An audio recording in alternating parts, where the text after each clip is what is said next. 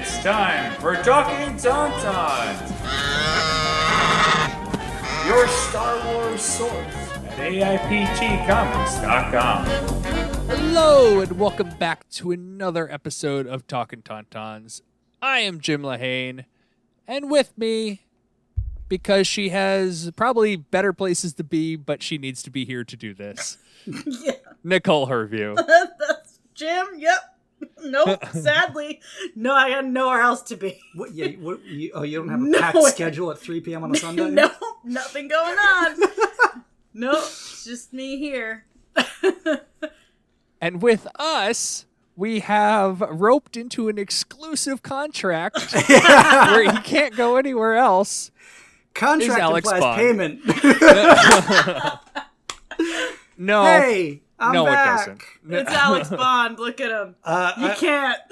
It's a podcast. Motion on the floor when I am on, and we are discussing any number of the animated series that we call the show Talkin Tauntauns. What? Does the motion pass? No, Because they're it cartoons. Oh, I guess. No, It's really just Nerd Jersey with our guest Jim Lane. That's really what it is now. But you really gave me a good excuse to not have you come back. I'm in it now. We already discussed Clone Wars happening. If I'm not back for season 4 of this show, there will be a next riot. week. Are you around? Oh God, is it next week? Yeah. Yep. I might be around. Okay. I might be able to make that work. Okay, we'll figure it out. I mean, Whose idea was it to watch like 1,000 episodes of cartoons in 1 month? This is a lot. Bro, it's it's gotta the be one of only your way I was ideas. getting it done. This was it. So we needed to do it before Kenobi. That was the point. I gotta tell you, I finished the show a week ago, so like this season. You are the one who told me. So I finished season 3 yesterday at like 2. Okay, and it had nothing else to do with my day. And I was like, I could just knock out season 4 right now. And this one was like, for the sanctity of the conversation. Well, so Don't you're do the that. one that's going gotta- freshly through That's true. Yeah, Well, that's So, what like, I watched I finished season 3 last night at about a little after 12, and I wasn't even. I was going to watch some of them this morning, but like the last few episodes, like it's It like goes. you can't Look, stop. I knew. Yeah. I knew 0 Hour was going to fly. And obviously, I have been waiting for Twin Sons since we started this whole thing. I knew it was coming. I knew it was about to happen. And I still lost my mind. Write the timestamp down. It doesn't work if you do the Tontoin noise after. Afterward. Yeah, you know what? I don't have the reflexes. Okay, I lost my mind. All right, let's be real. It didn't matter that I knew it was about to happen. I didn't know that the Kenobi whale and the death were in the same episode. Oh. I didn't know that was all the same. So I was like, oh no. So you spent an entire season waiting for the... I was like, where is this? Kenobi! Yeah, I was like, I've seen Sam Witwer do it like 7 times because it's so great to watch. It is very cool to watch him like do it in the studio. Oh, Yeah. I've never seen him do it. There's a video where like it great. lines up his recording, and it might not be the same take, but it's him it sounds like the same take. getting into it, and he's doing the deep breaths. He does the whole thing, and then yeah. he screams Kenobi, It's and you're captivating. It's awesome. like, and I get very excited because wow, I got to let me scroll to what the title of the episode is. Double Agent Droid. So yeah. what a Well, hold 'Cause on, I was- hold on. Before we even get into the season, I wanted to, because we seem to be jumping off into the season. Well, I wanted wasn't to going to talk about the We episode. are. I was just going to say like where I was at in my watch. Was like I got to there and I was like, let me just wait wait a minute. a few days, and so like the rest of them are at the top of my mind, and then I was like, I can't. I'll tell you where I I can't- started I can't hold off. yesterday. Where I started yesterday was, I believe, the job. Winkathu job. The Winkathu job. Oh wow, that's episode 9. That's Yeah. where I started yesterday, and then I just, and I knew I would. So that's what I did. Mm-hmm. I was like, oh, it's going to take me like 4 hours. Okay, done. So I just did it, did the whole thing. And an Inside Man, ooh, but we'll talk about it. Yep. Yeah, it's amazing how quick you think they're half-hour episodes, but really they're 23-minute They're episodes. 23 minutes. Right. And then on Disney Plus, now that they're there, you're not fast forwarding through commercials. You're not doing anything with commercials. There's nothing. Yeah, you're in and out. Basically the credits are non-existent. And so it's quick. You can fly through them in 20 minutes. Yeah, you can get 3 done in just slightly over an hour. Exactly. So Nicole texted me a couple days after we'd done season 2 and said, would you be interested in coming on to talk season 3? So that was like Wednesday, Thursday of like the week following, so May 4th, May 5th. And I said, I'll start season 3. I'll let you know where I'm at on Sunday, and let's see if like I'm going to make it.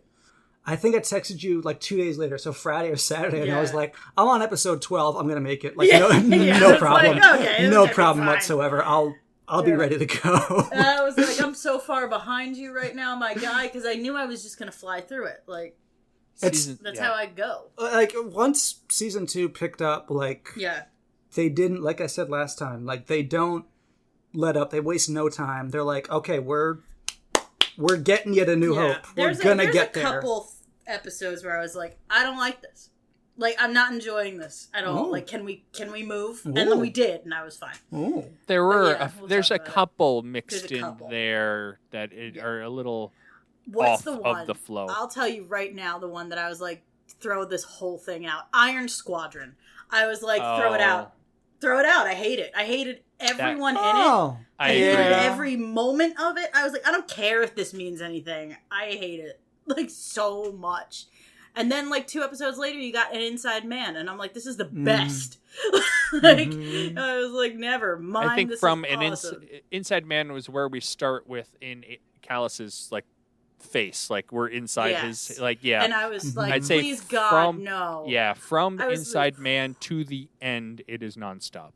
It's I would agree. so good. I was really scared. I was like, are we going to do a first-person episode of this show? And that would have been really cool, but I would have thrown up because I don't do well with that at all. I don't do well with first-person anything. That's how I know I'm old. Can't handle it. And I think it started... Do you remember when we saw that movie? Yes, the movie. Yes. What's it called? Henry. Hardcore Henry. Hardcore Henry. We saw Hardcore Henry, which is often called the video game movie. It was a first-person movie. It's a first-person shooter film with Charlotte Copley. Almost threw up everywhere. Yeah. And so for the last hour of the movie, I had to close my eyes. And then for the podcast, I was like, I'm going to tell you what happened. And I didn't see any of it. Yeah. And it was very fun for me to just, like, guess what happened. It was, I don't do well with that. But thankfully, it was just a really cool cold open. It was a very cool cold open. Was fun. So, but yeah, go on, Jim. All right. Not go right in. Before we don't talk about season 3 at all, because we haven't mentioned it yet, I did have one piece of news that I wanted to share. Your tauntaun will freeze before you reach the first marker. Then I'll see you in hell. Hello, what have we here? So, we had talked about Celebration. It's a little thing going on. In regards to Celebration, just as a general thing, I feel like some people out there think it's more like a fan convention, and it's not like an official, like it is like Lucasfilm's official convention. I always get the feeling that people are like, it's a bunch of just like fans throwing on what they want. As opposed to like the official Lucasfilm, like isn't it more like CinemaCon where it's like this is a showcase of what's going on, as opposed to here's a place to gather and we'll give you some news. That was always my impression of it. Yeah, it's that. It's like D23. It's all the big boys. Yeah, it's I would say it's exactly like D23 for more reasons than not. I mean, it's Disney doing a convention. Like, hello. Yeah, but. For those who cannot go to Celebration for one reason or another, they have been broadcasting a lot of the stages throughout the last couple of celebrations. And I know for anybody who's there, a lot of the big stages actually cut away the broadcast so you don't get everything at home, which I know it makes some people who were at Celebrations like a little happier because like we're physically there. But I do remember they had cut away a couple of the like exclusive clips and stuff that people wouldn't get to see. But they're doing they announced a Star Wars Celebration Live for this celebration.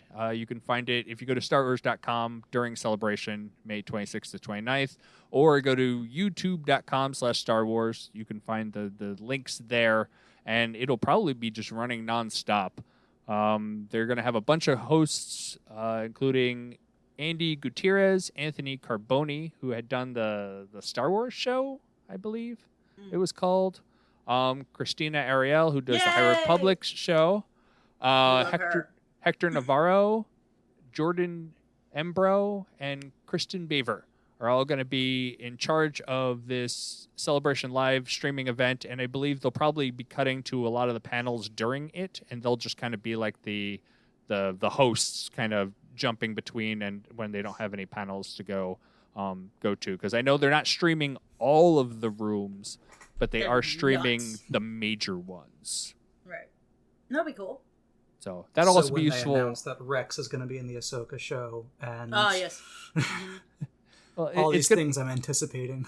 Yeah, it's going to be super useful even for people at Celebration, because one, you can't get into the main room all the time. Like they're gonna have a limit, especially the first. They're doing a lottery for the first panel of the day, which is the major one. Right. And so if you can't get in, you're going to have to stream it either in another of the rooms in Celebration or on your phone if you just don't feel like getting up, which I have done before. Like, I didn't get into the room. I'll just watch it on my phone. I'm good. Yeah. I'm here. Panel's over there. Yeah, whatever. Yeah. But that should be really cool. Alex asked if many of my panels were being streamed. They're not. I'm not popular. Nobody cares. I would have We care, watched it. Jim. I would have watched it. And one person is watching the streaming. Hi, Alex. So that is all the news I got. I guess we can talk about a little show known as Rebels now. Care to let me in on the secret? Kid, I'm about to let everyone in on the secret.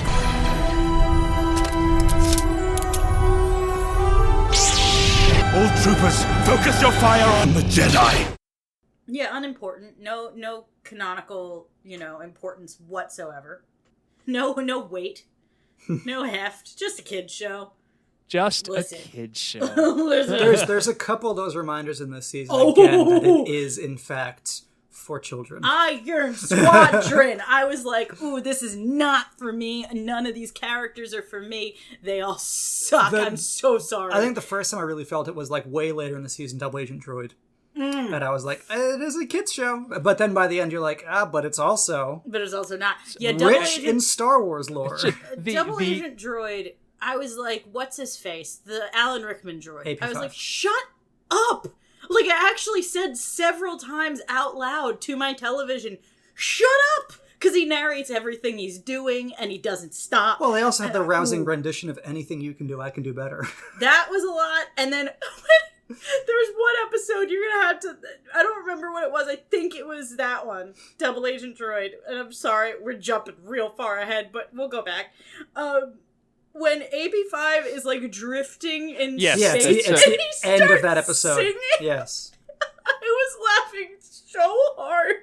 I That was appreciate great. that, That for saved- the existential humor of it. That saved the whole episode for me. 'Cause It I really- don't like droid episodes. I love that. So that scene is the only thing I remember of that episode. I don't remember that episode whatsoever. I just Nothing remember matters. AP5 No, floating right? out in space singing, and I'm like, when did that happen? We're getting close to the end of the season. Maybe it's in this one. And it is literally the only thing worth remembering of that episode. It's like, phenomenal. And he's just like accepting death, Yes. or like his version of It's death like as a a droid. big character moment as far Fantastic. as like, ooh, someone that's like out drifting in space, and really quickly comes to the realization of like, wow, there's no one around. But then he's kind of like at peace with himself. He loves it. And in touch with everything Yeah. going on around him. And then they swoop in and save him, and Yeah. it's the funniest thing. It very much is. Oh, it's But so halfway good. through that episode, when they're thinking like they're gonna find, this is how they find the base because we're getting to the end. Like there's gonna be Yeah. big stakes, big consequences for what's going on. No, they find it another way. They could go about we it will different. We'll get into that. Oh yeah, we can get into all of it. so yeah, I'd Jim say Drive. All right. Season 3 of Rebels aired September 27th, 2016 through March 25th, 2017. Total of 22 episodes, the same as Season 2. The show perfectly mirrors itself. It's like 1 and 4 are 15 episodes, 2 and 3 are 22 episodes. And like we've said before, this show books. Like there I are... thought you were going to say something else. I The show slaps. The show books. Go on. It does slap and it does book. It does both slap. of those things. It does something else, too. It forks also. Yeah, It does thank you fork. so much for saying it. I was like, am I the only one thinking this? It does. It does. We had a conversation, Nicole and I, last week about how in Clone Wars, Jar Jar, in fact, Jar Jar does! forks. Fork. He has a great time, which is so strange. Anywho. Anyway, go on. So we are introduced to our villain of the season right in the first episode of Thrawn. Listen. Who we are not. This is the first time we are introduced to him in the first episode, Step into Shadow Part 1.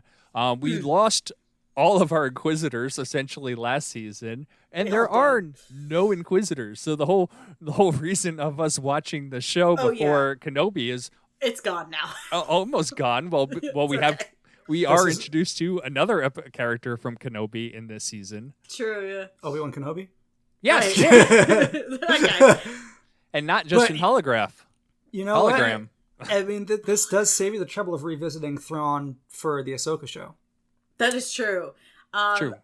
Do you remember, okay, some of our listeners, some of our friends who are in our Discord, which, hey, join the Discord, join the Patreon, all that good stuff. You could be in this nonsense that I'm about to talk about. We did the Thrawn Ascendancy, book club.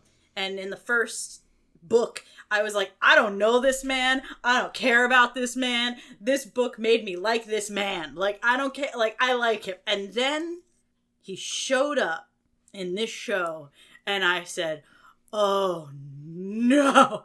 I understood why he ruins everyone's life. I get, They waste no time teeing up, how strong of a strategic mind he is, how kind of terrifying he is just to be in a room with because he shows no emotion. none. But then he growls at someone, and I was like, oh, no. I was like, well, thank God, because Maul's gonna die in 3 seconds, so someone's gotta take his place, and it's Thrawn. And, oh, no! I was like, oh, Jesus. Jim, we had this conversation earlier in the week, and I was like, I'm in danger. I'm just in danger. I've got Heat Miser and Snow Miser, because one's red and one's blue, and I like them both very much. Even then, Maul is not really a villain in this. He's in 4 episodes, maybe 3. He's in a little bit more than that, but he's not really a villain. Yeah, he doesn't play he's there, and he keeps coming back. But he doesn't play the villain. He He's like Hondo, questionable. actually. Yeah. He's like Agent of Chaos, kind of. Agent of Chaos. Yes, he's ambiguous, morally ambiguous heartthrob is what he's doing. he's Just gave me Kenobi's a look. he's Kenobi's villain, but Kenobi is not our focal point. He is not the Rebels villain. He's not yes, he's trying to kill Kanan, but really just out of convenience. He is just to get what he playing wants. Some insane mind games with Ezra, which I don't love. I was like, buddy, get out of the little boy's head, please. So in the Stop. span of an episode, or in this case, it's probably Wikipedia says it's about 6 months after the end of season 2. He has gone from I'm going to use the super weapon to destroy the Empire and get rid of the Sith and the Jedi and now it's just I need Ezra by my side and I want to find and kill Obi-Wan Kenobi because I know he's out there somewhere. He's like, a Crimson Dawn? Don't know what that is. I have no purpose. And he's just like, I am driven solely to find out where this dude is, ruin his day, and move on with my life. Because he finds out he's alive. Yeah. I think that's it. When we get to Holocrons of Fate yeah. situation, which, boo, I loved that a lot. it's just like, he just like loses his mind that like, oh, Kenobi's alive, and then he literally loses his mind. Like, he loses the plot. In that like 5 minutes, Maul goes from like, I just want to save the galaxy to, never mind, I'm gonna kill this guy. And he literally reverts back to like 20-year-old him. And all of the character like building that I loved about Maul was like, goodbye. And I was like, okay, fine, go on, live your truth, honey. And then it kills him. It kills him. But still, through the whole thing, every time he's talking to like Kanan or someone, he's like, let's talk to my apprentice. Right. I don't think he referred to Ezra as Ezra once. It was always just his my apprentice. apprentice. He does call Ezra's name a lot. Like, always wild to me when like one of these quote, I know he's not a Sith Lord, but like when they just refer to the dude by name and just like, Ezra Bridger, like it's so like personal. And these are not figures that I feel like have any personal connection to anything at all. It's just like, oh, this kid that is strong with the Force that I'm going to manipulate to be my own. Yeah. And then like right there at the start of the season, you're like, ooh, Ezra's messed up. Like, he is. He takes over this not ATST, but whatever those walkers are called, the bigger ones. Chicken boys. AT-AT. AT-AT. Well, it's still a two-legged walker, but it's not the ATS. Oh, the one that's on the platform. ATST. And he takes... It is, but it's not. It's not the same as I. But he takes control of like the pilot's mind and is like, I'm going to now shoot all these people off the platform and make this dude walk off the platform. Yeah, it's and dark. Everyone looks at Ezra like, hello? Where did you learn that? That was dark. Like having him physically walk the walker off the platform. Rough. Was rough dark. Time. Which, like, for a kid that had a blaster attached to his lightsaber, I get where that thought came from. Yeah. Because that always struck me as a weird edgelord design, and now he's doing, like, what all edgelords wish to do, which is, like, have control and power and be able to do whatever they want. Yeah. Seeing that successfully played out just makes you think, damn, like, if this kid was not picked up by the Ghost crew, who knows where something way worse could have happened. Oh, Lord. I like that they walked him back fairly quickly in the season. Yes. I think it was like right after Holocrons of Fate they brought him. It is. He was on the a giant a-hole. The first Well, let me tell you something, guys. I'm going to say something that's very controversial. Very controversial. I don't like Ezra. He pisses me off constantly. I don't like a single thing about him. I don't enjoy him. But I don't like bratty teenagers. And he is a bratty teenager. And he just, like, thinks Aren't you a teenager? How old? Like... Jim. Don't to me. Like, he just... Listen, I understand he's, like, 16. And, you know, whatever. But Lord above, he just thinks his poop don't stink constantly. And like there's a moment later in the season when like they're talking about training Sabine with the Darksaber, and he's like, well, you know, I have the Force and it's taken me a long time to learn, so I don't know if she's even going to be able to do it. And I was like, I'll punch you. He is right now. I'll punch you. He is kind of. He's a dick. He's constantly a dick. He's a bit unbearable in those episodes. He is I so do annoying. like him quite a bit more than I did in season 1. Season 1, I was like, this kid. This is your audience, like, stand-in. Yes, 100%. Well, he has... In season 1. Like, for some reason, Star Wars likes to take the kid narrative, like with Ahsoka, with Ezra. They like to take that first person as your kid is your main character. Ezra was far less obnoxious than Ahsoka was when she first came on screen. Yeah. Fact. You're telling facts. But he was still obnoxious. Like, it was so obnoxious. So, like, by the end of the season, he's definitely come into more of a... Yes. He has his moments where I'm like, okay. And when I said there's not a thing I like about him, that was exaggerating a lot. There are moments where I'm like, this kid is dope. And I can see where he's going, but there are moments where I'm like, if I were Sabine, I would have punched him. Like, very hard. Oh, and you could tell, like, they did her so well that she is, like, borderline from punching him in several instances. She's very close. It's great. No, he's just, like...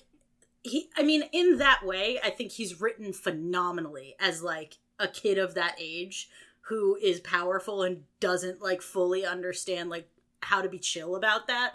Like, I get it. He's written phenomenally. He pisses me off constantly.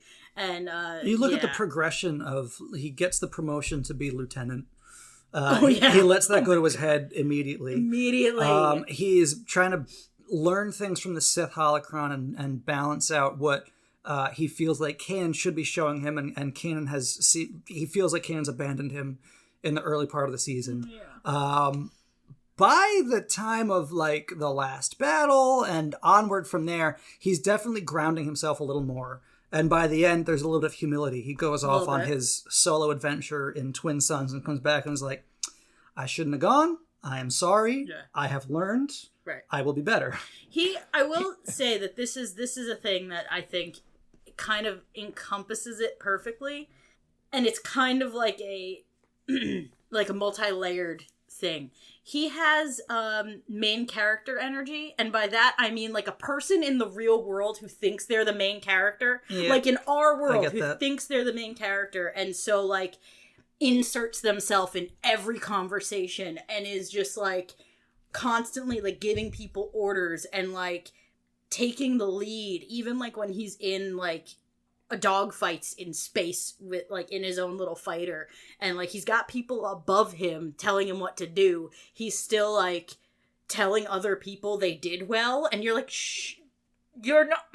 I know he's literally the main character, but he has like that I'm trying too hard main character energy. Do you know what I mean? I think that's what I'm like, and that's where the kid show I think comes in. It does, because kids like that about like their main characters, and also like they think teenagers are cool, and I'm double that age, so I don't. Well, it also does, like this season does a good job of handing the keys off to other characters. So in like the Jim's doing math in the middle there, when it becomes kind of Sabine's story, there's a focus on Sabine for several episodes and teeing up why she's going to be an important figure.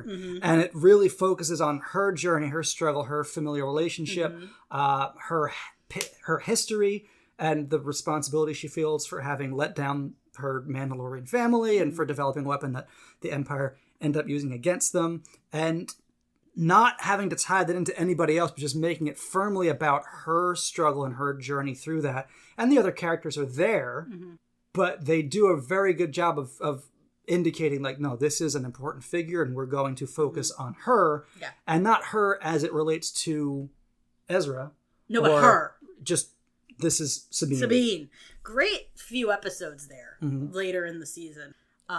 We immediately jump season 4 in with Sabine as well. Like she is like picking up like steam, which makes sense as a for how main character end. Too. She's great. I love her. It's like they pick her up from, and we'll get into it when they pick her up, and they're like, we need your help because they're attacking our base on Adelon. They don't waste time being like, we're gonna return the favor. We're gonna help your clan. We're gonna help Clan Ren. Anywho's, we got to go back. So we're jumping ahead again. It's okay. I guess. Oh, well, speaking of Ezra, I did want to mention that I found it absolutely hilarious in this season the number of times he flies off on a ship and he comes back in a different ship. Like, he's just switching ships all over the place. Like he gets turnover rate. He gets the Phantom blown up or destroyed. He gets and he eventually comes back with a different ship. He gets the A-wing blown up and he comes back with the Gauntlet. They call it. He comes back, the Maul's ship. Oh yeah, he does. He comes back with Maul's ship. And Zeb is that like, Maul's ship? I didn't. It is. It is Maul's ship. So that because when he lands at the base and Zeb says, "Does this mean what I think it means?" and it says, "Yeah, we're not going to see Maul anymore." Like that's the ship that Maul was using. He took my baby ship. I didn't get that because Kenobi directed him. He's like, keep going north. Yes, but he didn't. Settlement. The only way that Ezra would know that Maul was dead is if Kenobi told him. So I feel like they had a conversation. What happened there. I think there was an understanding of like, I'm going to take this ship either way because if Maul has won his battle, he's going to be stranded here. Yes. Ezra also has a connection with Maul since they were connected through the holocron. So he likely could have felt it immediately. Like they could easily work that in there. Sure. But yeah, he took my man's ship. He took Maul's ship. My man's body was not cold in the sand. No. And Ezra was like, yoink, and like flew away So That's an awesome ship, also. It is. So It's got cool. a similar design to the other Mandalorian ships, which is Yeah. like where my mind put it together when he's still landing is like, oh, this does look like those other Mandalorian ships they were using. And then when Zeb says, "Does this mean what I think it means?" It took me back to, I think earlier in the season, Maul lands that ship on Atollon as he shows up in the domain of the Bendu, who we definitely need to talk about that. Jim decided to text me, A-hole. then don't look around. And I didn't understand what it meant. Of Like, course, then don't that's turn I like around. out of context. I was like, text. what are you saying to me? And You then he do was like, love doing wait, that. where are you? And then I told him. And then Bendu said that, and I was like, oh my God. Like, what a moment. There's something very funny to me about it's post Holocrons of Fate. It's Mm-hmm. somewhere down in there. Well, Holocrons when of he's- Fate is episode 3, so it's almost Yeah. they Yeah, whole it's- So season's everything out. It's after that. after they've put the Holocrons together and he sees the twin sons and Maul's like, he's alive. And he loses. But he comes back to brain. Atollon and he's just kind of chilling there and he shows up and it's so casual, just like he's standing there and they turn around and like, oh, Maul's here after Ezra's been seeing him. Yeah. Well, It's like he's been playing Maul's playing the mind games with Yes. Ezra for a Episodes. while, Yeah. like almost making Ezra kill people. Yes, but he's really now working on it. he's just standing there He's just and chilling. he's just like, sup? He, like, He does the Yoda wave. Yes, the friggin' Yoda wave. I can't get over the Yoda wave. like just he's chill as he can be, because we know Maul is a very extra man. Yeah. But he was just like, I'm gonna play this real chill and I'm gonna wait for the perfect moment to say anything. Like, I'm just gonna stand. Like, how long was he standing there? He's a drama queen, and I love that. Yeah. I love that about him. Keeps looking Every at time his you watch. see him in the season, right? Yeah, like Jeez, him turn man. around. Every Turn time you see him in around. the season, you don't know if he's there or not. Like, you don't know if it's actually him or if it's a vision. And that's exactly how he wants it. Well, that's why I like You're exactly right. Ezra kind of figured that out eventually when he's like right at the end. He's like, Chopper, is anyone out there? No. Oh, okay. Cool, good to know. Yep. So yeah, you do Holocrons of Fate, and you get the crux of Maul's journey and what he's looking for.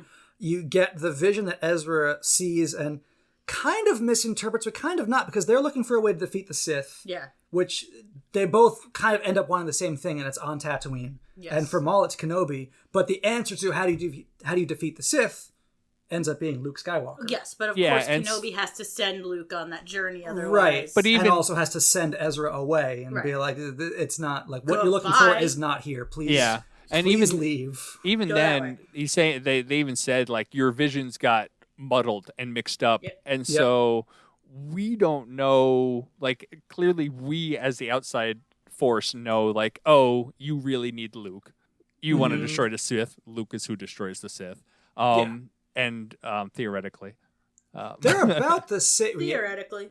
Yeah, they're about the same age, right? they Ezra are and Luke at that point. almost identical in age because 16, Ezra's 17, born. and- Well, Ezra's born on Empire Day. Yes. Which is the day the Empire formed. Luke and Yeah. Leia are born within a week of the day of the Yeah. Empire, like because all the time iffies in Revenge of the Sith, you're looking at probably like Yes. a week. So they're within a week of age of each other. So you can, Wild. yeah. And then we So, see 'cause Luke. I had some questions about ages in this season. Oh, go on. I love age questions. So, Timeline questions. particularly with Wedge Antilles, because he Oh, becomes yes. kind of important to the season. I don't he's- like Wedge in this show. I don't like I'm him not a either. fan of Wedge in I the wasn't show huge either. on that episode. Nor am I huge on like, do we need this person who really like he's there, he's present obviously at the Battle of Yavin and later on. But all of his subsequent appearances in the canon, in the sequel, though, and I guess Rise of Skywalker, just kind of seems like, hey, remember this dude's face? Because he's there as a pilot, he's cool and all. He's in the books, I believe. But right, he's Jim? played as kind of young here, right? If we say Sabine's like 1920 and he's kind of like in the same range because they're both at the academy, quote unquote, she's infiltrated, of course. Right. But like he's got teenager energy. I don't know. I'm gonna look up how old Dennis Lawson was. In 1977. Yeah. That's fair. So Dennis Lawson was born in 47, so he would have been 30. That is not a It's a little 30-year-old tough. character. Yeah. But how old was Mark Hamill playing Baby Luke? He was probably about Mark Hamill is 19, actually 20. about the right age. Is he? That would add up. Yeah, you're probably right. So Because they were very much like, this is a kid. He's still He's a living at child. home. He still has rebellious tendencies. Yeah. Hey, that ends up working Mm-hmm. out. But it would line up that they would have cast someone in the right age range for what they were looking for. So Mark Well, I know Hamill's Carrie Fisher was born the right age. 51. So that he would was make born him, in... Oh, wow. So he was 26. He was 26. Carrie Fisher was 56. So she would have been about 21. Plus, you gotta add filming years. So 77 is not actually what Right. it's- Yeah. That's Right. true. Yes. I think she was 19. Which He's dead on. Luke Sky. She would have been about 19, and they're supposed to be both of them. Apparently, Are are supposed the to be same 19. age. Yes. I don't know if you knew that. Oh, Jim. They're 19 in canon. Yes. Yeah. Yeah, so I had questions about that, about just his appearance, because he seems very young. He's got that youthful energy and that rebellious I spirit. would that He's say- played by the kid in iCarly. No. I looked it up. So I would say Wow. personally, he felt early 20s to me. I would say 22-ish. Okay. I like how they threw in Hobby in there. I don't know. Do you guys know Hobby?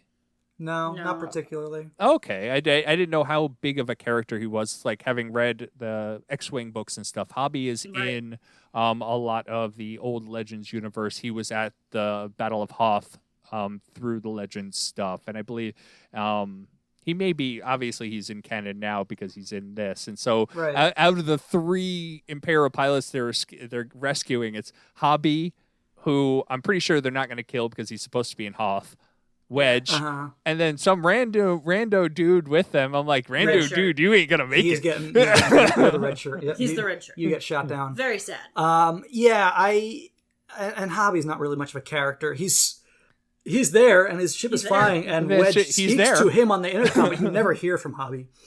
Just like, ooh, Hobby, bear left. Well, I think he's there to be there. Yeah. Yes. Is really Yeah. what it is. He's there to be there. That's, I mean, so this is when we start getting those figures in the rebellion. You get Mon Mothma.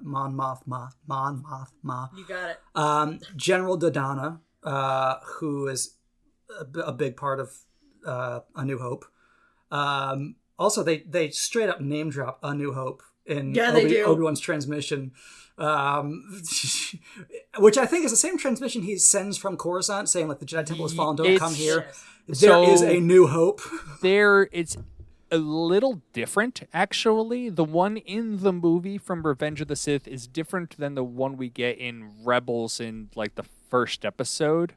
It's like he sent a new transmission, I believe, is the explanation for it. And so this is the same transmission as Rebels episode 1, Okay, but it's slight Yeah. tweak. fair enough. So yeah, I found, so like I mentioned, I really like serial storytelling, and this is kind of a weird serial storytelling method. It's not boom, boom, boom, boom, boom along like a string. It's like you have a bunch of different stories and you're kind of hopping along them. Yeah, But but it's even- all to build out their rebellion. Exactly. That is your main, like, I'd say the first half of the season, not including those first 3 episodes, are really them trying to expand on their rebellion. And so you're getting them Yes. enlisting a whole lot of people, especially the most important Iron Squadron.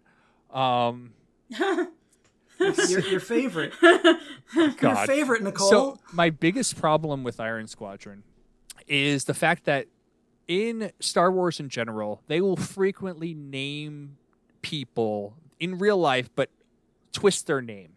The fact that they twisted Matt Martin's name to be Martin Martin Matten Matten. is so close, it is obnoxious. I hate it. I hate it. Thank you.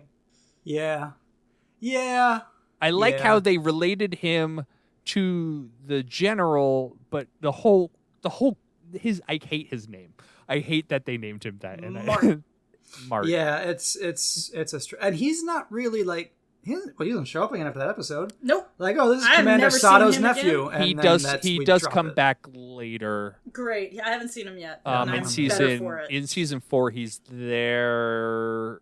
I know 'Cause he's there's- definitely there. I don't know how much. There's in that pocket of they pick up the Y-wings.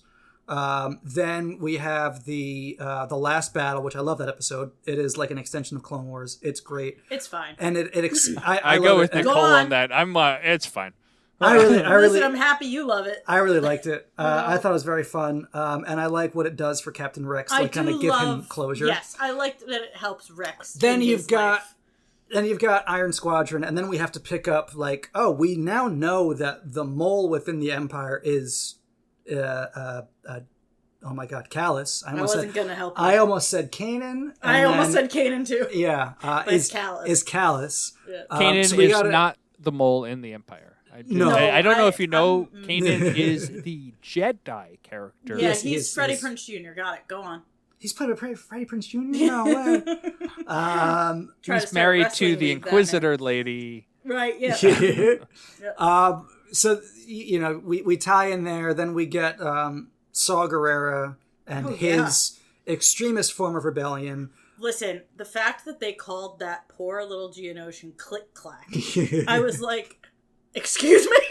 Like, that was rough. That was bad. if you read the subtitles, he It says literally click-clack. says I click know it clack. does. Yes, Yeah. and I'm like, I know but it does, part but of it it's just still kind of like- feels like I can't understand you, so I'm going to call you Click Clack, which Yeah, feels like it's kind of wrong. yeah. Little racist. Yeah. Little just a goofed. little It speciesist. didn't feel good. Speciesist. Speciesist. Yes. It didn't feel good to me. And he digs up this hole in the bottom of this pit that they fall into, and they're like, oh, there must be other Geonosians down there. Cool. There's no Bye. evidence of that. None. Not a bit. All this says is like, oh, this is a safe place for me to go and hatch this egg. Cool. But like, there's no indication there's anybody else down there. No. I thought when they said that we might see other Geonosians that are in Pretty hiding. cool. No. Yeah. No. It's just, he just goes into this hole and he's like, see ya. Yeah, I just feel Which, like you know, good I for feel him. like he'd be like, if he understood fully that they were calling him Click Clack, he would have been like, "Can you just call me the Bug? That's better." Like Yeah. this is tough. Yes. This is. Do you know what click clack means? Like you really should Yeah, stop right. saying that. Yeah. Like Listen, you're just it just felt. that's thick. our word. That's our word. You can't. Yeah, that's kind of how it felt. It honestly. felt a little wrong to me personally. Sorry, go on. You were talking about Saw Gerrera. Oh, I hate I mean, Saw. just the, Like, well, yeah, tough. he's an a-hole. He's so bad. But it's very cool that it's In the Forrest best way. Whitaker. It's very cool that Disney can just back up their truck of money and say, "Hey, you were in the movies. You want to be in this show? Cool." yeah, They do the same thing with Mon Mothma. It is They the Genevieve O'Reilly, Thank you. Back who as is Mon Mothma. yeah, she's going to be back in Andor as well. Yes. Oh, love that Well, for she was all in of us. Rogue One. She was in was. Revenge of the Sith. Like she is their Mon Mothma. Actually, she was not in Revenge of the Sith. I believe. I thought she was the stand-in for. She No? was, I believe, cut. Like she was hired for Revenge of the Sith. She was Oh, filmed. yeah. But Yes, I think okay. she was in all the deleted scenes. That's entirely possible. You're probably right there. But yeah, it is kind of that, like, it's more about how they're building this out and how you understand that this is a rebel cell within a larger rebellion. Right. Then there's the They- implication that Thrawn doesn't really know that they think this is the entire rebellion. yeah, which is interesting because Thrawn's like the smartest son of a gun I've ever Well, seen. he 'Cause knows. Well, he knows there's more cells, but he thinks that This is the Dodonna's main- cell is Yeah. because when he at the end of it, he's like, Dodonna's cell is coming in. Now is the time to get them. He doesn't realize that there's more cells beyond those. Right. Sorry, there's a bug in here. Nicole is trying to clap a bug Really trying to on kill Mike. She's just really excited about what I'm saying. And, it. Right. Yeah, and the other part of this season is him learning who each of them are. So once he understands in Hera's Heroes that What the servant that he has let on that she's the servant is actually Captain Hera Syndulla. Syndulla, as he likes to say Yes, a lot. Well, because Lars Mikkelsen can't be bothered to learn. The I love Lars pronunciation. Mikkelsen so much. It doesn't matter. Go on. But it works because this is a guy that he's not gonna. He's seen their name on reports and on screens, like whatever. I buy it, but that he just like decodes. This totem is actually an important figure in art stuff. Yes, in the leadership and in familial relationships of the Twilight people. And that must mean that you are Hera Syndulla. And this drawing is from the Mandalorian Sabine Wren. And this Jedi who is Ezra Bridger. Like, he's piecing everything together really quickly. He's so quick. So every time you see him learn something, and he's immediately like, aha! Another piece to the puzzle. But and you're kind of like, ooh, this dude is... They lean into the art thing so heavily in the Thrawn books, and I loved it. I was like, ooh, I know this about him! He's a very cultured man. It's the original Thrawn book that came out in 91. That was his thing. Like, his thing was the art. And so they've made sure that they kept that, and it's so much a part of his character that if they didn't have it, it would not be Thrawn. I feel like I knew that. Like, I knew that he was like a Legends boy, and then he like was brought back, and you just reminded me of that. I forgot. I thought this is where he came from for a minute. And well, this is where he first appeared in canon. Like, this is canon, yes. But I forgot that he was like Legends into canon. Like, people like as him they start that drawing much. those things in. He's great.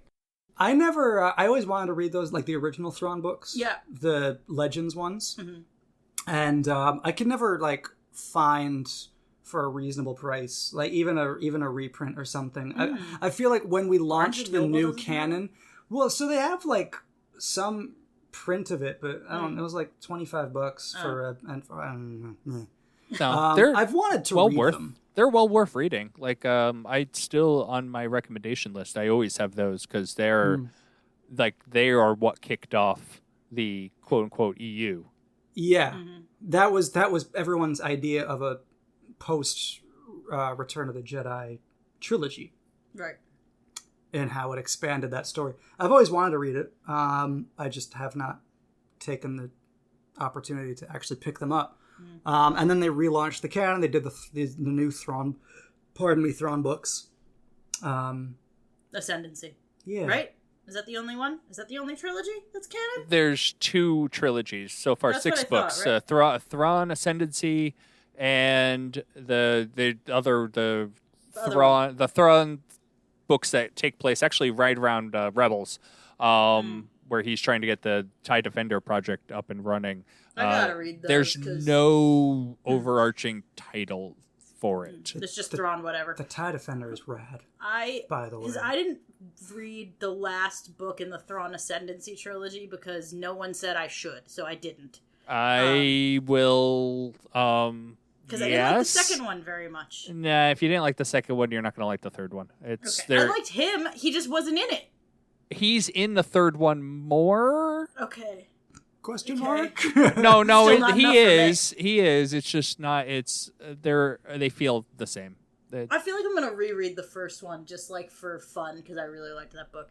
But anyway, we got to see Thrawn work out.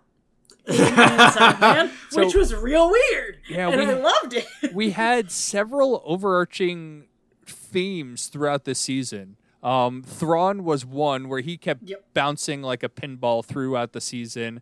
We had Sabine's Mandalorian stuff and what's his name? The Mandalorian Fen Rao. Yes, Fen Rao. I really, you get to really like Fen Rao by the end of it. I like him. That's another dude. If they brought him in like they did with Katie Sackhoff, they could bring in Kevin McKidd to be Fen Rao in the. If they wanted to bring the character in, like, that's another person that kind of matches the likeness. Yeah. Can't do that with Callus, unfortunately. I'm actually kind of surprised. Yes. That's who Callus is? Yes. I'm actually kind of surprised that they made Callus white? Based on the voice actor, because like it does not seem something Lucasfilm would do. Is it? And it could be just a larger statement about the makeup of the Empire. It is very homogenous. It is very homogenous. You know, like right. there are no like. There's no blue multiple people species aside from the blue guy. Oh, except for Thrawn, I guess. Yeah, but there's not like a multitude of species that make up the Empire. Yeah, it's just white people. And then like and stormtroopers and the Ugnaughts as their underlings. Yeah, right. And the Ugnaughts aren't even happy to be there because the first chance they get to jump ship they do with Hondo. They're like they sure do. No, we did finally get Jim to, in which episode is it? Probably in the 0 hour. Yeah, it's in 0 hour. Hot Callus showed up, and I was like, Nope. Get out. You That wouldn't. was not Hot That Callus. was not Hot Callus. Well, the that's- second this he's not is a- walking around with just that big ass helmet on his This is a head, me problem, he's- okay? He got beat to hell, and I was like, I get it.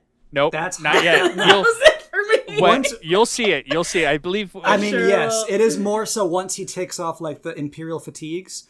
Yeah. But in this season, he stops wearing the stupid helmet that perfectly mirrors his mutton chops. Yeah, thank God. I saw for that. somebody comment, or like the ability for someone to carve their facial hair in the shape of the helmet that they are wearing is something special. Do you think he's not using that As as, his- a guide? Like, that's his stencil. It's like when Spider-Man found the goatee saver in Doctor Strange's Yes, basement. yes. That's Huh. wasn't that Zendaya? Oh, maybe it was Zendaya that Yeah. found it. Yeah. MJ. You could be right. That's her name. Oh, they did. MJ. Anyway, There was No, a comment canonically it's made. Zendaya, is it not? right. There was a comment made on Double Agent Droid that Imperials don't remove their helmets during when they're in Yes. on duty, and I'm like, oh, so you acknowledge the fact that you only have one body, and you just keep copy pasting it. Yeah, they That's really right. do. It was when they were flying in. AP5 was telling Wedge, like, put your helmet. He's like, I will. I will put the helmet on. I went to the academy. Like, you yeah, I was stupid there. droid. I was there. They're all the same. Yeah. They're literally Yeah, copies. I could have sworn. I was like, that's definitely Hot Callus, because I'm starting to get it. I'm upset that that's not it, because that one little piece of hair, like, just right out of place, I was like, there it is. There it is. No, yeah, And no, listen, he gets very casual with I the get Droid's it. Rebellion. I get it. I still am like, listen, Thrawn's right there, so never mind. But I got it for a second, and now you're telling me I'm going to be in more trouble? It gets better. Fantastic. It gets gets better. better. All right, so Moving on, please. we mentioned another of these skip characters and storylines is the Bendu. The Bendu. Listen, that monkey man. Go on. I Turns feel out like to be a real a-hole. What's his well, problem? He's the one in the middle. He's the Bendu. Didn't you hear him say it 15 times? I know. hear him say it a lot. he was like super important at the beginning of the season, and then he comes back a couple of times towards the end, but not really. Like the one with Maul when he says, "Look behind you." Yeah. They never acknowledge his presence again after that. Because the Bendu's like, goodbye. Like, Yeah. he just is like, I don't want to deal with He that should have guy. been the mediary in that He conversation should've, of the but light he side decided to. And dark. then- He went to Taco Bell. And then Like, the mall reminded him. He was like, oh, yeah, you fucking cop. Sorry. And then, like, later, he shows up, but he doesn't say anything. He's literally like a character in the background. Like, it's like they don't know what to do with him, but they don't want to acknowledge that he's, like, not He's there. still around.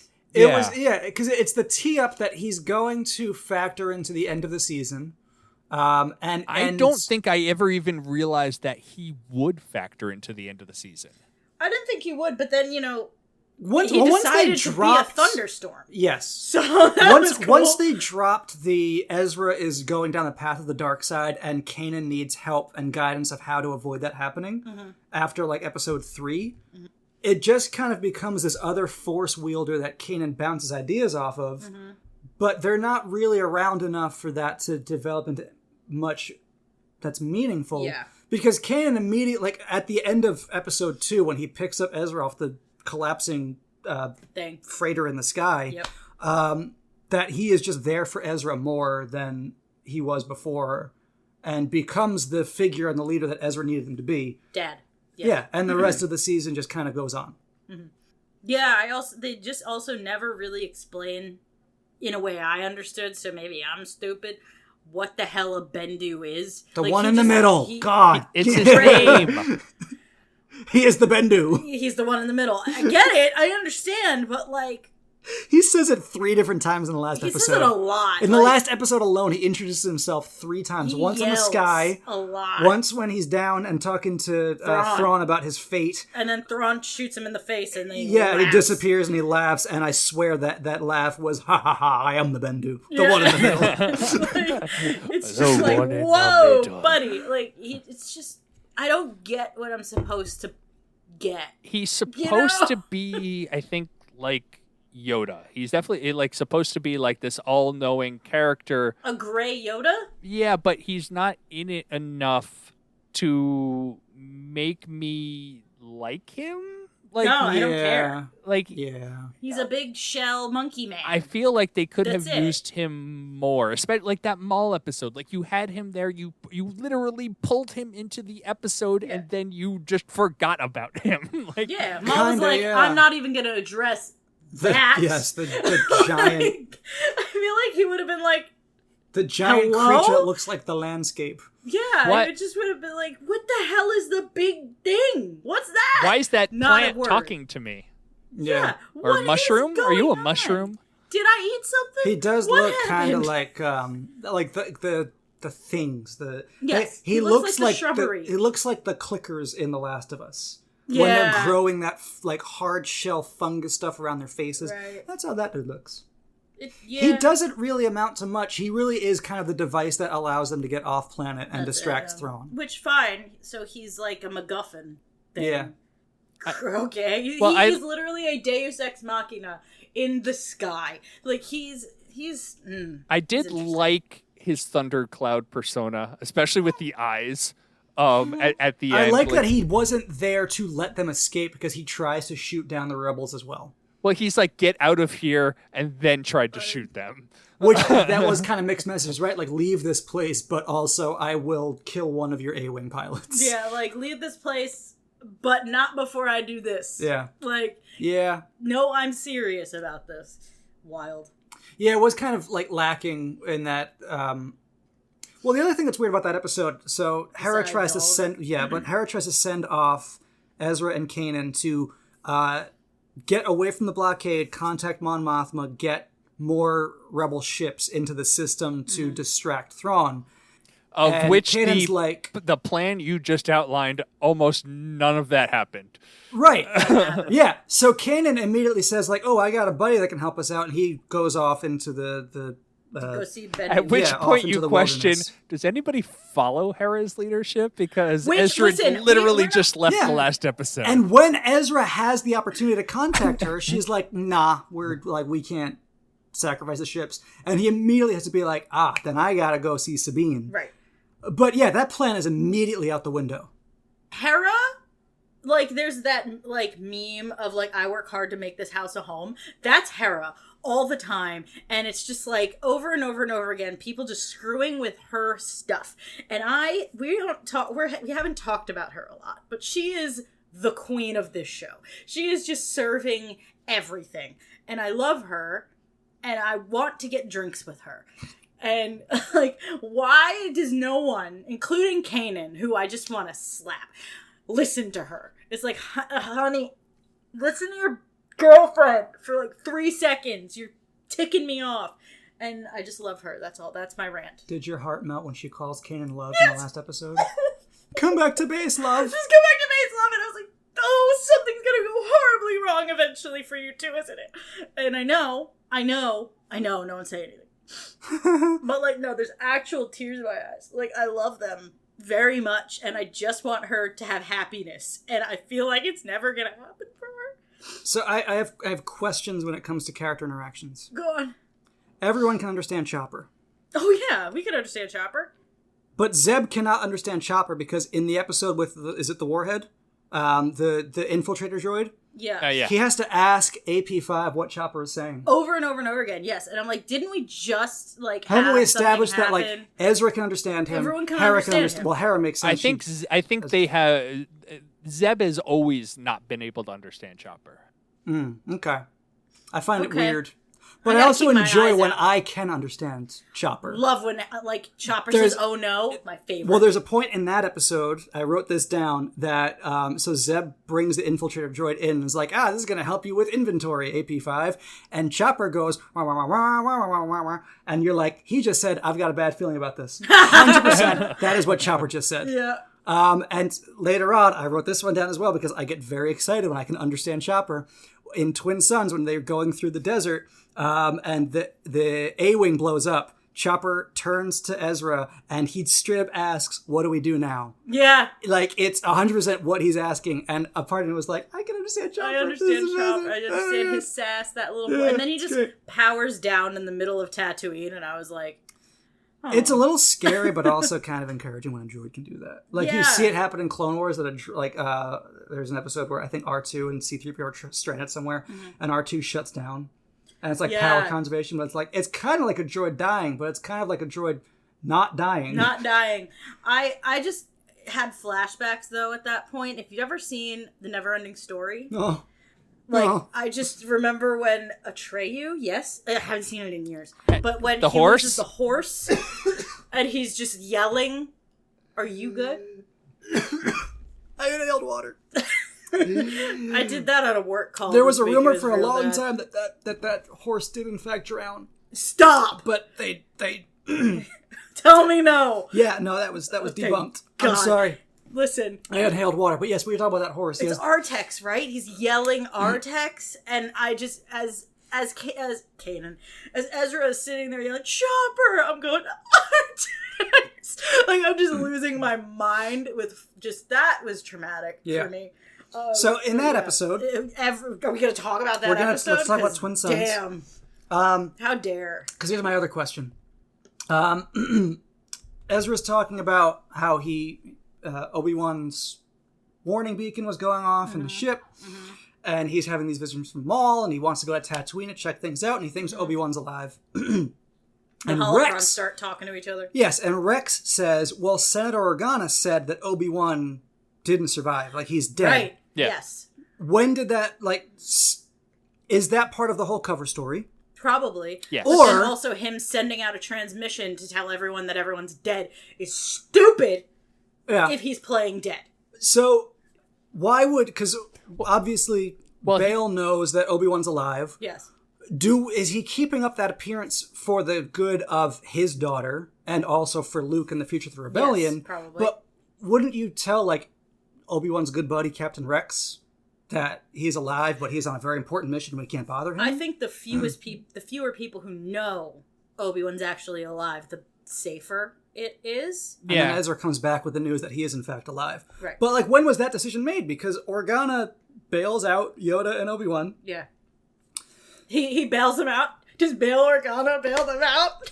Alex? I didn't even mean to. I didn't mean to do it. I loved it so much. So But yeah, so he does that. I found that interesting that, like, Rex is like, no. Senator Organa said that he's dead. Like, he's not yeah, around. It's chill. Even though it's easily refutable. Right. Yeah, that was a question I had. Just when did that happen? When was that decision I made? don't know. I would say, be I think honest. when they agreed to take the twins, because that Probably. initial transmission was made before the twins were born. Right. And so easily they could just say, yeah, Kenobi got killed. And then just leave it at Back to that. his Like, homeworld. I guess. like how many of the tens of thousands of Jedi were killed? It's Yeah. pretty easy to go, yeah, he's dead. And everybody would go, yeah, makes sense. Like, 'Cause literally not we question know it. that the prevailing understanding within the Empire is that he is gone. Yeah. And I believe what we will see in the Obi-Wan show is Vader's realization that he is alive, because we've been promised a showdown. This obviously takes place well after that point, but yeah, all right. I guess I buy it. I just found it interesting that, like, the one guy that has seen him that kind of helped push things along to ensure the future of a rebellion would also say, yeah, this person that could really help us out right now, he gone. Yeah, he's Well, the question is like, when you say he's alive, what's the first thing they're going to say? Well, where is he? Yeah, where's Yeah. he been? What's he doing? What? he at? How do we get a hold of him? If they think he's dead, they will not try to contact him. Right. and then really mess up everything that they've been trying to like preserve Yeah. up till that point. If they like, Which is probably why when Kenobi meets Ezra, he's like, "Get the hell out of here! Yeah. Like, go over the goodbye." So Ezra goes. what and are is you walking doing? No out. almost no kindness to this kid does Kenobi give. Like, he's No. just like, "Listen, you gotta go. Like, you're a long way from home. Well, he built. So he goes on his walkabout. He passes out in the desert. He wakes up. Chopper is awake. Fine, like, And he's fine. basically says like, "Hey, look, it's Obi-Wan." Yeah. Obi-Wan Hey. immediately knows who Ezra Bridger, says, whatever he's he Obi-Wan says, you're a Kenobi. long way from home, Ezra Bridger, or whatever he says. Basically tells him, whatever you're looking for, it's not here. And Ezra's like, oh, crap, I have led Maul directly to you. Yeah. What are we going to do about that? And he says, Maul's an old adversary, I got it. I got this. And he does. Yeah. And listen, we could talk about that confrontation for a long time, but I think it's better if everyone just listens to Sam Witwer talk about it, because he breaks it down like moment by moment, Mm-hmm. like little baby movement by movement. It's the best. So, well, yeah.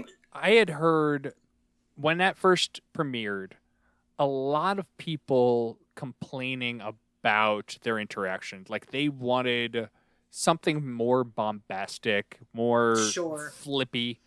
But it's Like what Or you wanted flippy. like what you wanted with him and Ahsoka, I imagine.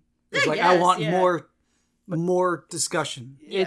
but it's so perfect. I great. think it's It's great. phenomenal. It gives you exactly as much as you need for Yes. that moment. Because it's like, Maul has been thinking about Kenobi forever. And Kenobi's probably just like, who? Like, kind Oh of. yeah, you're still here? Like, he hasn't even Yeah. thought about him. It's like, I was watching Guardians of the Galaxy this weekend, and I stopped halfway through because I was like, I don't like this, and I stopped. But there's a moment where, like, Drax, and he has a conversation with Ronan, and Drax's whole thing is like, you killed my wife, and you killed my daughter, and I'm gonna kill you, and Ronan goes, I don't know who you are. Yeah. And I think that, like, trope thing is definitely here, but in a very, like, more subtle way and kind of, like, likable way, where Obi-Wan's like, oh, yeah. Well, you. yeah, it's not like a Jedi to carry a grudge. Exactly. And Which- it's and all it's also- Maul's got. It's kind of crazy great. because Maul is the person that killed the love of your life. Yeah. But he has to let that go, and he also understands the bigger picture of what's going on. And Yeah. I'm here to protect the future of the galaxy. Yeah. And to help, step in when this kid needs guidance. So Maul says, oh, you've gotten so old and tired. Mm-hmm. And Obi-Wan's response is, it's basically the rehash of something far worse has happened to you. Yeah. Which is, you've lived your life full of vengeance and hatred. Yeah. And where has that gotten you? Here. And he takes that. We're in the same Yeah. spot. But Yeah. poor baby. It's and I like that the duel is not drawn out. No, it's 2 moves and it's over. Yeah. And it's brilliant. It's just so brilliant that, again, Sam Witwer explains this much better than I'm about to. But basically, by Obi-Wan imitating Qui-Gon, for a hot second, he triggers something in Maul that Maul tries to do the same move that killed Qui-Gon. And it's like this subconscious thing that, Maul probably doesn't even realize it's happening to him. But by Kenobi going into the Qui-Gon ready pose, Maul immediately goes for the kill that he did with Qui-Gon. Obi-Wan knows that's exactly what he's going to do, and in one move kills Darth Maul. Not Darth anymore, just Maul. Just Maul. Yeah. Kills just Maul. Maul. But you could argue that he's reverted. But anyway, it's But then he holds him. brilliant, and he holds him as he dies. Yeah. And And listen. Maul says, is it the chosen one? Is it the Like, he chosen one? understands Yes, he is. suddenly. But the way they take it, we know the chosen one, and he's like, yes, he's the chosen one. He will avenge us. I loved that because it was just the most Maul line. Of course that's his dying words. Of course, because that's all he can understand. That's all he's got in his brain is vengeance, and it's his first line. It's his first line in Phantom Menace is, at last we will reveal ourselves to the Jedi, at last we will have our revenge. So he perfectly gets bookended here with his at last we'll have our revenge, and then he will avenge us. Oh, did I have a lot of feelings? Yes. Had I seen that a million times? Yes. Did it matter? No. Like, it was just That's what we were like. I had seen it before, and like, yeah, like it doesn't matter. when you're No, not it seeing it doesn't in matter. context, Yeah. like you had to. And to have the Kenobi scream in the same, like, Sam Witwer should just get an award just for that. Just for It's everything a very in Twin good Sons. performance. He's so good. And he just makes me very happy. And I just think it's that beautiful moment of Maul dying, and he kind of goes back to, like, this more gray area, like, definitely leaning towards dark side of the Force user, but, like, still a little, like, not a Sith at all moment where he's like, but he remembers, like, almost where he was at before he knew Kenobi was alive. Where he's like, is it the chosen one? Like, that's kind of what he's, like, looking for. Well, the whole he time. only wants two things. He wants revenge on Obi-Wan. He wants the Sith to He wants meet revenge on the Emperor. their downfall. That's Those are what the he two wants. things he wants. Yeah. So he kind of remembers that. And then still, even with all of this growth, he ends almost exactly where he began, with vengeance. And it's like, oh, the tragedy of Darth Plagueis the Wise has nothing to me on the tragedy of Maul. But fine, go on. Darth, Which no is longer just- Darth Maul without a last name. Right. Do you have a last name? What's your family name? He's like, I don't got one. He's I like, I Cher. was called something once. I don't remember. Now it's just Maul. Oppress? Like Cher. Maul oppress Like him. Madonna. Well, again, I feel like the Savage Maul relationship is more of like a Yeah, it's not a literal brother. brother. It's quote unquote We're in brother. the same cohort. Actually, I believe they were physically related. Were they? Were they? I believe so. Okay. So yeah, I feel like Savage was like savage. Yeah, Savage. thank you. It wasn't subtle in their name choice. That's what we talked about Not last even a time, little too. bit. I've made TikToks about it. Well, he's It's also funny a as hell. different Ogress. color. He is, but Wow. He's not red. Not no. Come on. they could have the same mom and different dads. I guess that's true. Yeah. Or something to that effect. I would assume Or a it'd be different that mom way because and a of the different dad. matriarchy. Oh wait, that's the. Yeah, that That's would not mean they're right. not literal brothers, Jim. I mean, That's my the point. way that Dathomir works, I got questions. I really have questions. We'll talk But- about that when we do our Listen. Clone Wars retrospective. Yeah, there you go. Woo! I love that they went back to Dathomir and Maul like just really embraced his witchy self. Mm-hmm. And I was like, go get it, honey. Look at him. He's a little baby witch. And I love it Well, for him. I love how they great. tied his arc with Ezra to Sabine's arc Yes. Mm-hmm. Yep. when they have the Darksaber there and she's there and she's Right. like, oh. Yeah, she's Like, oh, I know what that is. And then that, she doesn't want anything to do with Ezra it. goes, uses it, destroys the altar. Then we leave that alone for a few episodes. Mm-hmm. Then we come back in, and a few episodes later for Trials of the Darksaber, and Kanan is just holding it and shows Fen around. It's like, hey, look what we've got. And Fenn's like, oh, snap. Oh boy. We need to show Sabine how to use it. And she's like, nah, I'm good. I don't want it.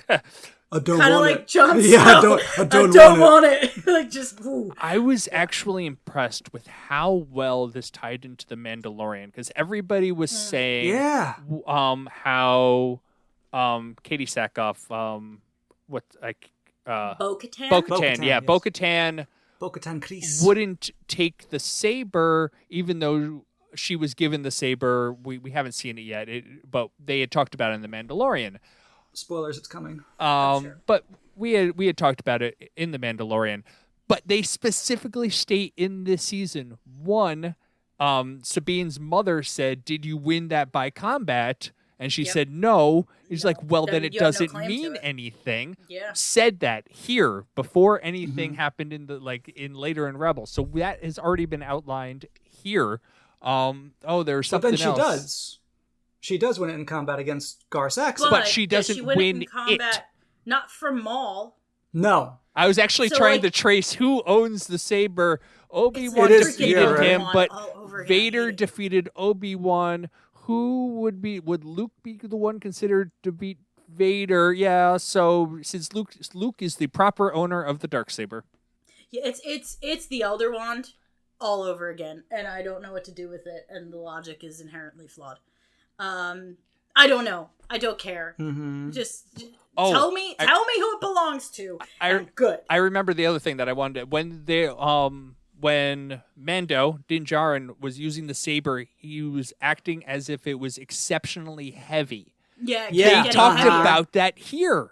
Yep. They did. Where like Yeah. you have to learn to work with it, and And it she will says become it's lighter. getting lighter. Yeah. Yes, Yeah. she talked about how heavy it was and how when she starts to use it, it was getting lighter. I'm like, I never caught that.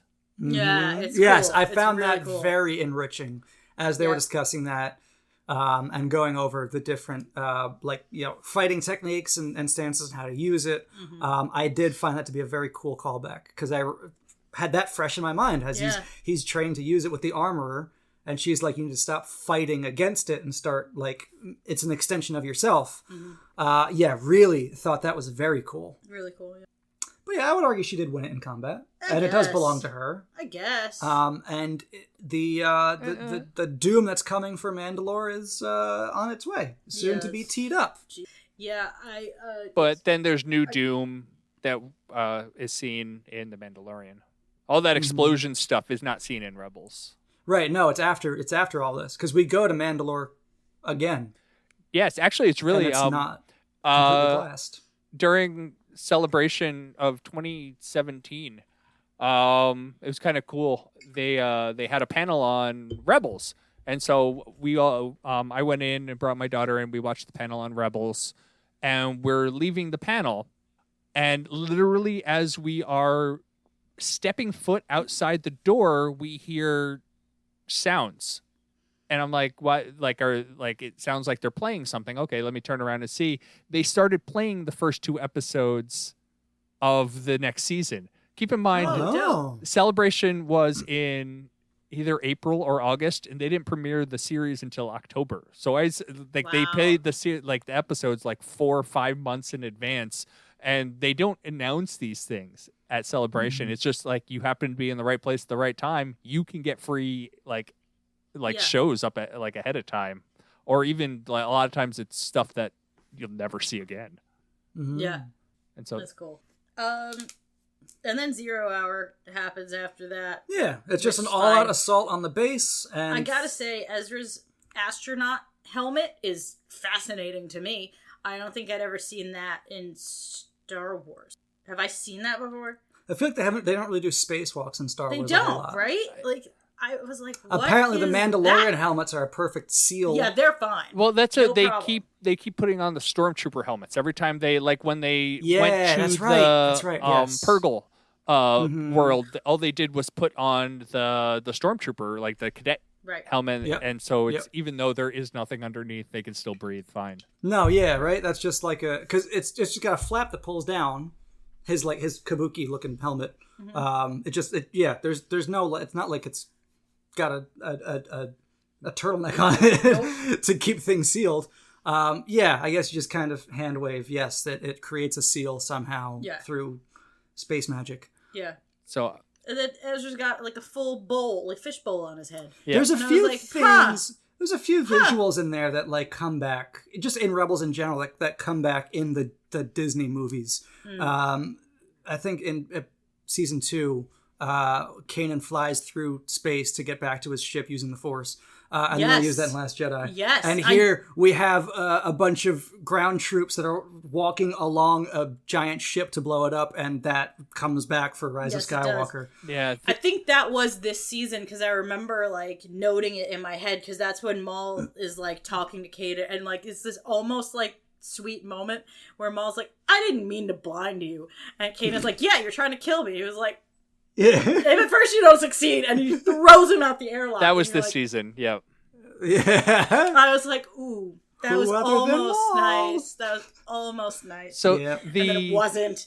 And then he flies himself back in, and I was like, ooh, Leia. Yeah. that scene drew huge criticism online because they're like it's a Total Recall myth that if you are out in space you explode because there's no pressure, which is the worst science like literally what happens here is what would happen. Like really, if you exhale all the air from your lungs, you will be fine. You'll just freeze For a to minute. death you will very quickly. You will essentially either freeze or asphyxiate because you don't have any oxygen. You will not explode because that's like your body is better at containing air pressure than apparently you think it is. Like but it is so cold in space. You would your blood would actually it's actually very hot in space. Your blood would boil because there's no air pressure. I think they demonstrated that in the Cloverfield paradox. I think that happens to somebody. Did they? I think there's something happens. Someone like space drowns and their blood boils and something messed up. Yeah, messy movie, but some crazy stuff happens. Oh yeah. but yeah, people like the internet geekdom threw a hissy fit over it. I'm like, no, that's about right. Yeah. You actually have a little bit of time if you were lost in space to try to get yourself not lost in space. I had no problem with that demonstration of like, No. you can do that. It is weird that they're like running along the top of this ship in the middle of space, quite literally away from like the atmosphere of Adelon. Yeah. And they're just shooting the gravity wells with blasters enough for it to blow up, which feels very video gamey to me. Yeah. Where it's like, destroy this thing, and you have whatever your character is equipped with, and you just shoot it with enough blaster bolts that it works. eventually blows up. Yeah. Sure. Cool. I don't know. It's new technology. We already learned it's new technology because they blew up the prototype last season. Yep. Oh yeah. Yep. I did like that thing came back and that there were two of them. The not holdo remover, but the maneuver rather, but just Commander Sato just blowing through one of them. Oh. What was the your Ermagerd? Interdictor. Interdictor. Ermagerd, the interdictor. Interdictor. I was like, you're what? They just kept saying it, and I was like, interdictor. I don't like that they killed Commander Sato. I understand Yeah, it, upsetting. kind of. I think they killed him because he's not in the movies, but Hera's not in the movies, and she's like ancillarily in the movies now. Right. I looked up similarly General Dodonna. I don't know if you noticed, he's actually in one of the movies. Yes, he's in A New Hope. He is in like the Jim. Yes. But I looked up like, was he in more? No, he dies gets killed between A New Hope and that's Empire a Strikes shame. Back. Somewhere in the canon he dies. I think they killed But I him was off like, in I the remember comics him. now. I don't remember. Could have been that. But yeah, I'm looking at him like, yeah, I know he's in there, but like what becomes of him? And yeah, he dies like a year after the Battle of Yavin. I physically hate his character model in this show. He does not. Everybody else, like the ships look realistic. The characters kind of look like they fit in with the ships. And then he looks like a cartoon character of the other Rebels characters. Like they made a Rebels character of him and then made a cartoon character based on that. Yeah. I feel that way about a few of these characters. Gotta look that. Hang on. You talk. There's the one voiced by Clancy Brown, the guy from Lethal. Clancy Brown's returned to Star Wars. Right. Savage Opress? Well, after he was Savage Opress, but now he's playing the dude from Lethal that like Ryder. aids in the rebellion. Yes, thank you. Who's actually Ryder. named after a Star Wars author, Ryder Wyndham. Well, that's a better use of Oh honoring my someone God, working in you're Star Wars right. than Mart Matten. Also, Yeah. yeah, he does look like. You're right. Yeah, I feel like Ryder looks like someone took Clancy Brown and Yes. face scanned him and put him in Star Wars, which Yes. is like it's Fine fine. with me. It is another dude with a white beard Yes. on the cast of Rebels. We got 3 of them now. Yeah, Ryder Azadi. It just came to me. There you go. There it Good is. job. Proud of you. All right. Yeah. So if we need to wrap up. We've been going Yeah, for a we're while. I did want to say that I remember when it came out, and I kind of got keyed in again at the end of this. They mentioned that they're headed to Yavin, and I love the connection because like we keep inching closer to the movies. I believe we're about 2 years out from a New Hope at this point. By the end of the believe so, yeah. season, yeah. Yeah, and It's like when the rebellion becomes the rebellion. They pick up Mon Mothma. Yeah. She unites the different that is cells, it. That's and the start there of the it is. rebellion. Is when they pick up Mon Mothma. That episode is the start of the official rebellion. Yeah. Rebellion TM.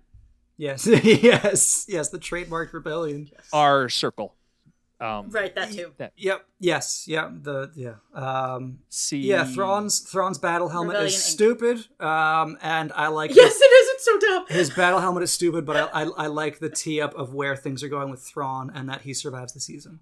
I Yeah, appreciate that he went through with it. He probably put it on and went, "This looks stupid," Yeah. Right. but let them say something. He doesn't seem like the kind of guy that would wear a helmet in battle. Yeah, he seems like the kind of guy who'd be like, screw it. It's a little weird.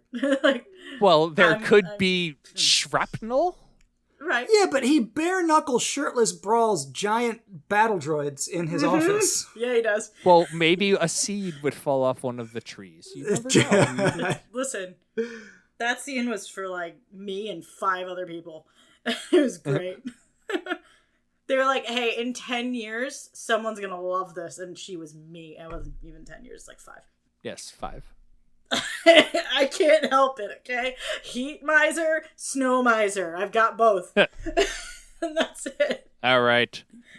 Oy. Like I said, Thank you so much. I'm trying. these last couple episodes, like there's so much in this season to unpack. Like the whole So Sabine much. stuff. Like I was, enthralled with her entire episodes. The entire second half of this season is some of the best Great. that Star Wars has ever been.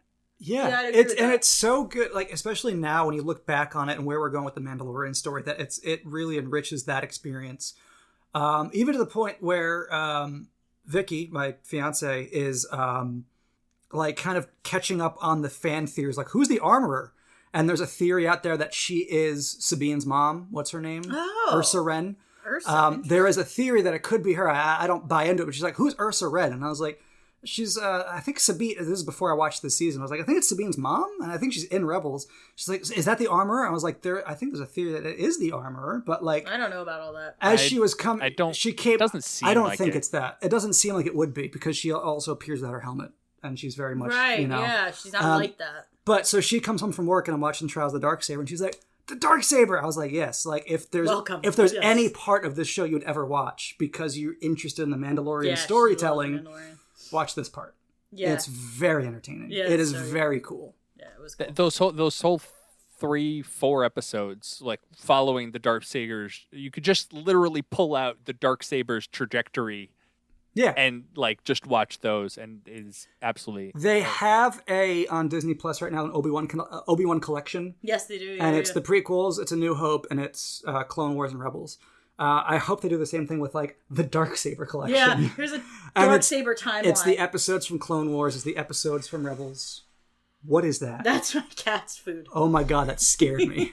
That scared me too. I was like, what's happening? I would like to see a Darksaber collection just to kind of Yeah. round out that story. And I will say, in an effort to keep us under an hour and a half, I did take far fewer notes for this season, and And here we are. here we are. Here we are at an hour and a half. 134. Well, some of that gets edited out. Yeah, we're gonna edit out the So bathroom we'll be- break and the whole beginning. Yeah, Yeah. we'll be at about an hour and a half. 120? Yeah. No, we're not going to be Yeah. anywhere near 120. Oh, boy. So Sorry. we'll wrap it up there. Next week, we are going to finish off with season 4, and we hope that you guys have enjoyed our trip down memory lane. So much here to Not unpack. for me. Or Nicole's new journey into the world of Rebels. And watching my man die again. Go on, Jim. And you got now you got to go on without him.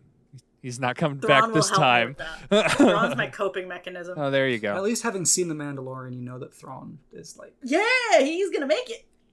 Sure. Shut up. With that, call it a day. If you would like to get a hold of us, you can email us, talkintauntauns@aiptcomics.com. You can find us on Twitter, @talkintauntauns. You can join our Patreon at patreon.com. I don't know how to spell it, but I'm sure other people know. You could Patreon. That's it. Sure. Through the AIPT Comics channel. And you can join us on our Discord channel, talking Star Wars there, and talking Tauntauns. And talking tunes. We're not talking Tunes. Let it die, Alex. And with that, We're gonna get the heck out of here. Someone's gonna laugh at Talkin Tauntauns. Someone's gonna nope. enjoy it. no, Listen, nobody's going to like damn it. it. We'll see you next week.